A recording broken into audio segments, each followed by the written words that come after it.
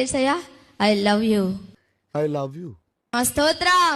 నువ్వు నాకు ఇష్టం, నాకు నువ్వు ఇష్టం. నాకు ఆ పిల్ల అంటే చాలా ఇష్టం రా. మనం పోతే ద మోస్ట్ ఎఫెక్టెడ్ పర్సన్ ఒక్కరుంటారు, అది నా లైఫ్ లో ఆ పిల్ల.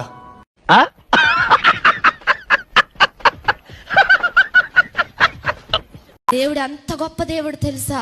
ఎంత గొప్ప దేవుడు అంటే అది ఇప్పటికీ నాకు ఆశ్చర్యమే. ఇలాంటి దానికి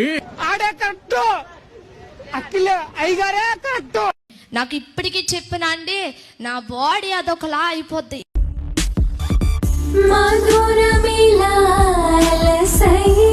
ఎంత ఆయన శక్తిని అనుభవిస్తే ఎంతలా ఉంటది.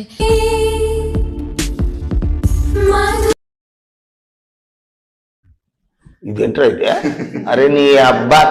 చెప్పబోయే సాక్ష్యం ఏంటంటే, నా వయసు 45 years, నాకు పిల్లలు లేకుండే.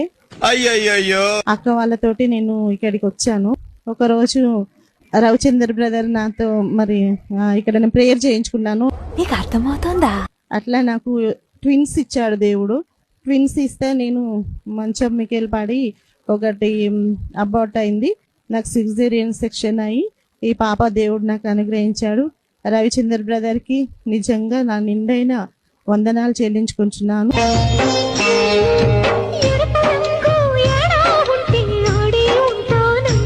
ఇంకా నాకు ప్రెగ్నెంట్ తీసేస్తారు, ప్లేట్లెట్స్ తక్కువ ఉన్నాయి కాబట్టి ప్రెగ్నెంట్ తీసేస్తాం అన్నప్పుడు ఇలా చేయబెట్టుకున్నా. యేసు ప్రభువా, వ్యర్థమైన విగ్రహారాధన చేసినా కదా,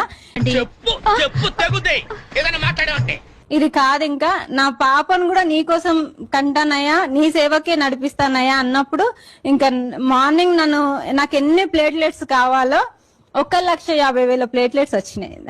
ఎన్ని ఎన్ని ఎన్ని ఎన్ని ఎన్ని ఎన్ని దారుణాలు సార్. 40 రూపాయలే ఉన్నాయి. అది నాకెందుకు చెప్తున్నారు? ఆ 40 రూపాయలు చేతులు తీసుకుని నేనేమన్నంటే, దేవా ఈ 40 రూపాయలు నువ్వు 400 చేసినందుకు వందనాలు. 40 రూపాయలు 400 చేసినందుకు వందనాలు. చిచ్చి, మీరు సిగ్గుపడకండి, చచ్చిపోవాలనిపిస్తుంది. అలా నేను ప్రార్థన చేసుకుని ఆ 40 రూపాయలు బ్యాగ్ లో పెట్టుకుని నేను బస్సులో కూర్చొని ప్రార్థన చేస్తూనే ఉన్నా. చాలా గొప్ప పని చేశావు. బస్సు దిగేటప్పుడు ఏమైందంటే, డ్రైవర్ వెనక సీట్ల 1000 రూపాయలు కనిపిస్తున్నాయి నాకు, 500 రూపాయల నోట్లు. ఓహో. నా ముందు ఎంతో మంది దిగిండ్రు. ఏంటి ఇవి పేపర్స్, ఇవి ఏంటి, మరి ఎవరు తీసుకోవట్లేదు. సరే నేనైతే తీసుకుంటా అని చెప్పేసి తీసుకున్నా. తీసుకుంటే 1000 రూపాయలు ఉన్నాయి. నాకు 1000 రూపాయలు ఇచ్చినందుకు థ్యాంక్ యూ చేసి. అయ్యి బాబోయ్, పిచ్చి బాగా ముదిరిపోయిందిరా మీకు. అంటూ అట్లానే మాట్లాడుకుంటూ బస్ స్టాండ్కి వచ్చి ఇక నన్ను బస్ ఎక్కి మా ఇంటికి వచ్చిన. ఎందుకు పుడతారో కూడా తెలియదు మనుషులు కొంతమంది.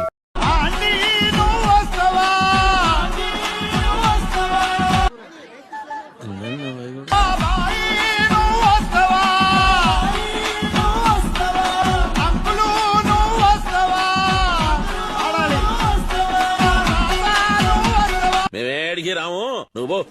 యేసు ఎప్పుడు పుట్టాడు? December 25 కదా. మనం కేకు తినడానికి కక్కుర్తిపడి తయారు చేసుకున్న డేట్ అది. కేక్ తినాలంటే పక్కనే బేకరీకి వెళ్ళండి, తినండి.